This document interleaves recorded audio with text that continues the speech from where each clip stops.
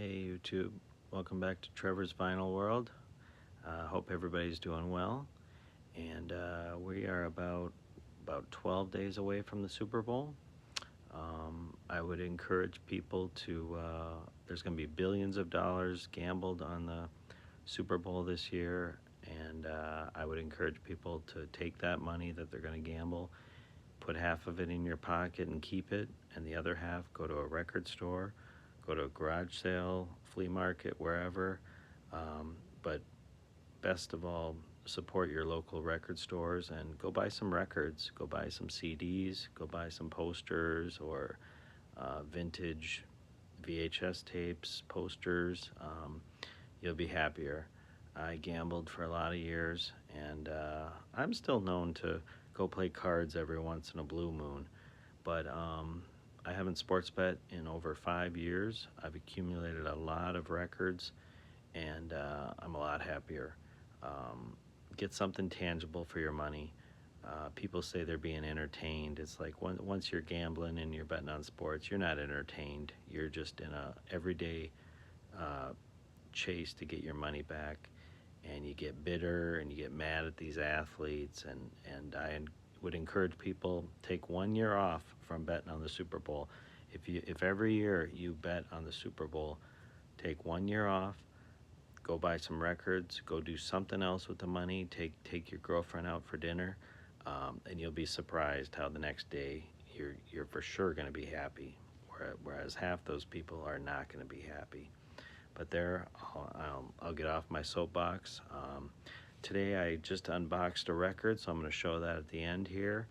And then my fun question is, who would have been a better wife for Tupac Shakur, between Jada Pinkett and Janet Jackson?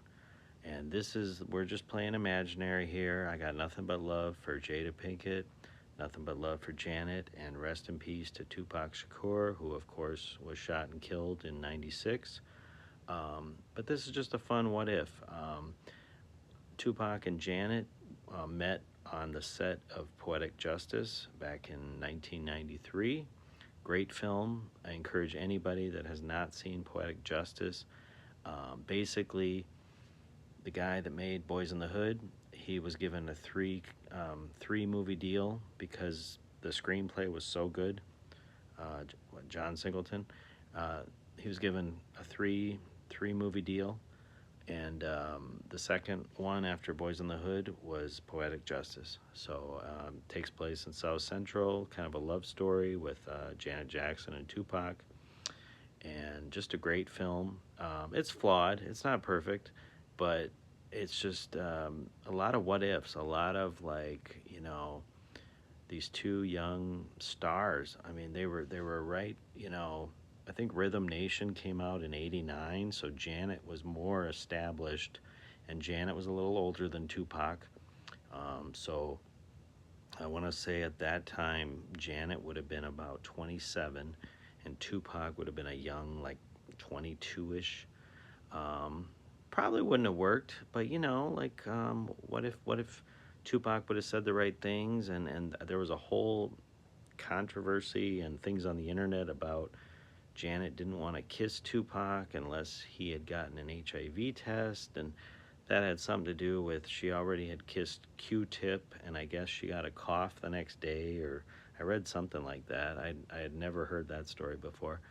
But anyways, it's an interesting what if they would have got together. I mean, imagine maybe Tupac shapes up a little bit, maybe a little less of the thug stuff, and I know we love that about Tupac, but at the same time, it's really sad what happened to him. But maybe if he's dating Janet, and they would have been a power couple for sure. I mean, that would have been amazing. Or he went to school. He went to what was it, Baltimore School for the Arts with Jada Pinkett, and he'd known Jada his whole life, or not his whole life, but since high school. And they say that they tried kissing one time, and there just wasn't any spark there. But you know what? When Tupac was in prison in '95, who did he ask to marry him? Jada Pinkett. She said no.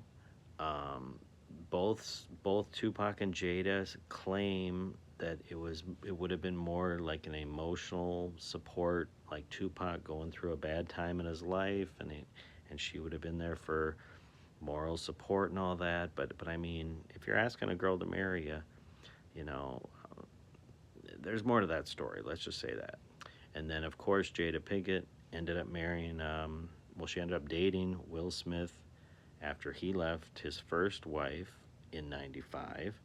So it was right in that timeline. And then Jada Pinkett married Will Smith and became Jada Pinkett Smith in '97.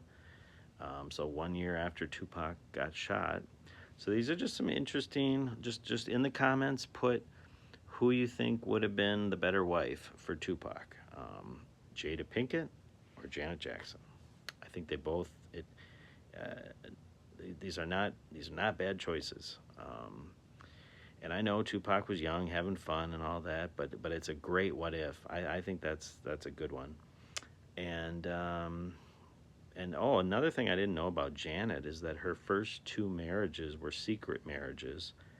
She got married in '84 to some singer guy that I'd never heard of, and then I think that got annulled. And then she got married again to a backup dancer of hers in '91, and they were together for like 10 years. And then she married another guy later on, but anyways, yeah, it's just a good what if. And yeah, I love Janet Jackson. Tupac's one of my favorite rappers. And I got nothing against Jada. I know she's having some hard times right now, but, you know, Set It Off, classic. And, okay, so here is a record I got today. I just took it out of the box. This is a David Bowie at the Tower in Philadelphia. Still got the bubble wrap on it. This is very heavy because this is a double LP, 180 gram vinyl. So it's heavy. I like that. A lot of songs. I'm going to have fun with that. Great concert of his. Howard Stern was talking about that, what a great album it is. And, you know, he was so passionate about it that when people are like that, I sometimes will check them out. So anyways, hope everybody's doing good. If you like the video, send it to a friend of yours. Like and subscribe. And everybody have a good one. Talk to you later.